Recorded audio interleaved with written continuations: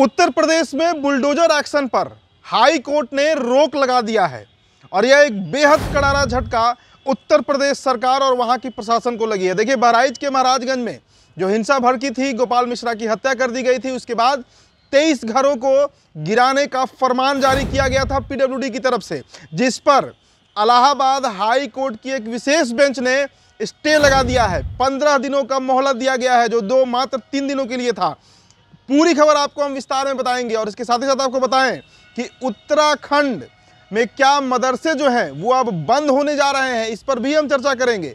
स्वागत है आप सभी का द लाइव टीवी में। मेरा नाम उदित आर्यन है। द लाइव टीवी, सच सबसे आगे। पहले बहराइच की खबर, बड़ी खबर है, हाईकोर्ट ने स्टे लगा दिया है। देखिए, दरअसल जो नवरात्रि के बाद विसर्जन के दरमियान जिस तरीके से हिंसा भड़की, दंगे भड़क गए थे बहराइच के महाराजगंज में, उसके बाद कई तरह के उस पर एक्शन लिए गए। करीब 88 लोगों की गिरफ्तारी हो गई, जिसमें हमने आपको बताया था कि अधिकतर लोग जो हैं वो मुसलमान हैं।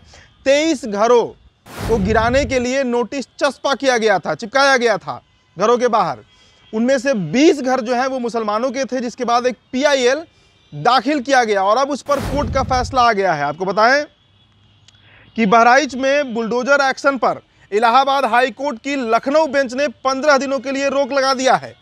इस मामले में अब बुधवार को सुनवाई होगी। पीडब्ल्यूडी विभाग की तरफ से जिन 23 घरों के लिए नोटिस जारी की गई थी, उन सभी के सभी पर स्टे लगा दिया गया है। हाईकोर्ट ने सख्ती से कहा है इस बात को कि 3 दिनों की मोहलत आप कैसे दे सकते हैं।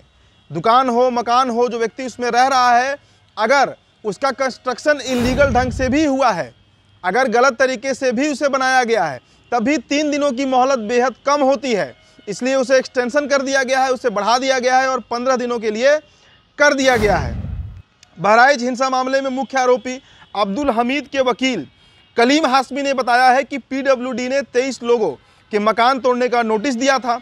इस पर APCR की ओर से हाईकोर्ट में जनहित याचिका दायर की गई थी, जिस पर तत्काल सुनवाई हुई है और हाईकोर्ट ने नोटिस पाने वाले सभी 23 लोगों को अपना पक्ष रखने के लिए 15 दिन का समय दिया है। इस दौरान यह साफ कर दिया गया है कि 15 दिन में शायद बुलडोजर कार्रवाई नहीं होगी और उन्हें अपना पक्ष रखने का मौका जरूर दिया जाएगा। इसके अलावा आपको बताएं कि बहराइच हिंसा में एक आरोपी ने राज्य सरकार द्वारा जारी किए गए विध्वंस नोटिस रोकने के लिए जो PIL दर्ज किया गया था, यानी जनहित याचिका, उस पर कोर्ट का ये सख्त फैसला आया है। इसके अलावा आपको बताएं कि यह मामला अब सुप्रीम कोर्ट जा पहुंचा है। सुप्रीम कोर्ट ने बीते 17 सितंबर को भी इस पर एक फैसला दिया था, जब गुजरात वाला मामला चल रहा था। इसमें साफ कहा गया था कि बुलडोजर एक्शन जो है वो सबसे अंतिम प्रक्रिया होगी, लेकिन जिस तरीके से सरकारी कार्रवाई होती है, खासकर उत्तर प्रदेश की अगर हम बात करें, तो वहाँ पर सबसे पहले जो आरोपी होते हैं, जो दोषी होते हैं, चाहे वो दोषी हो या ना हो, सरकार की नज़र में अगर वो दोषी हो गए और अगर वो मुसलमान हैं, तो सबसे पहले उनके घरों पर बुलडोजर चल जाता है। हमने ये सवाल भी उठाया था कि अगर बुलडोजर चलाना ही है तो जो उस घर में 20 साल 25 साल दशकों से रह रहे हैं, अचानक कैसे सरकार को पता लगता है, पीडब्ल्यूडी को पता लगता है, नगर निगम को ये संज्ञान में आता है ये बात कि जो घर हैं वो अनाधिकृत हैं, गलत तरीके से बनाया गया है। तो इस पर सुप्रीम कोर्ट ने भी 17 सितंबर को फैसला दिया था और अब यह मामला जो है वो शीर्ष अदालत में यानी सुप्रीम कोर्ट में जा पहुंचा है। इसके अलावा आपको बता दें कि याचिका में यह भी कहा गया है कि घटना के सिलसिले में आवेदक संख्या 1 के पिता और भाइयों को हिरासत में रखा गया है और अचानक से ये नोटिस जारी कर दिया गया कि इनकी घरों को गिरा दिया जाए, जो गलत है, मतलब कानूनी रूप से ये गलत है। इस बात पर भी हाईकोर्ट ने टिप्पणी की है।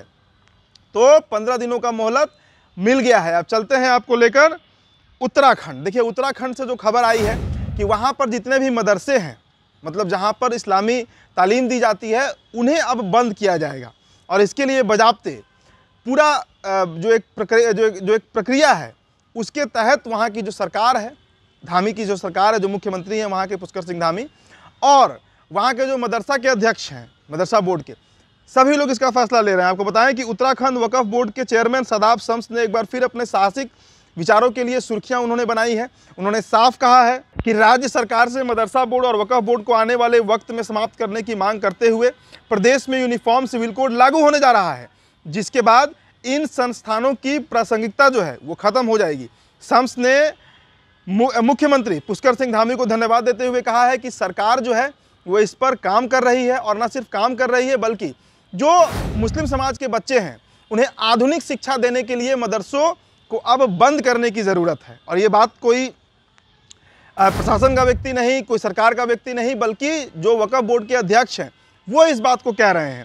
आगे आपको बताएं कि शम्स ने कहा है कि मदरसा बोर्ड को समाप्त करना और मदरसों की जगह बच्चों को मुख्य धारा की शिक्षा प्रदान करना बेहद ज़रूरी है। उनका मानना है कि मदरसे बच्चों को आधुनिक शिक्षा से दूर रखते हैं, जिससे उनके विकास में बाधा उत्पन्न होती है।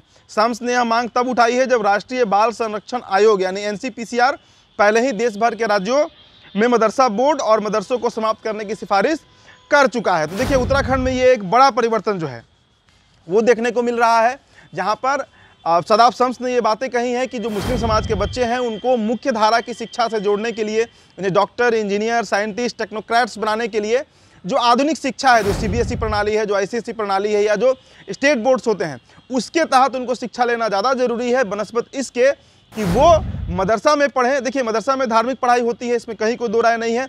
तो उसके लिए जो अन्य बोर्ड हैं वो एक क्लास या दो क्लास, एक पीरियड या दो पीरियड का समय इसके लिए आवंटित करें, जिसमें उन्हें धर्म की शिक्षा भी दी जाए, लेकिन इसके साथ ही साथ physics, chemistry, math, biology, geography जैसे, हिस्ट्री जैसे जो सब्जेक्ट्स हैं उसका भी तालीम दिया जाए, वो भी पढ़ाया जाए। तो ये दो बड़ी खबर है। पहली तो बहराइच से हमने आपको बताया, जिसमें सीधे तरीके से बहराइच में हाई कोर्ट का डंडा चला है सरकार के ऊपर, और दूसरा उत्तराखंड में जहाँ पर अब मदरसे जो हैं उन्हें अब खत्म करने के लिए सिफारिश की जा रही है। तो फिलहाल इस रिपोर्ट में इतना ही। बहुत बहुत शुक्रिया। द लाइव टीवी, सच सबसे आगे।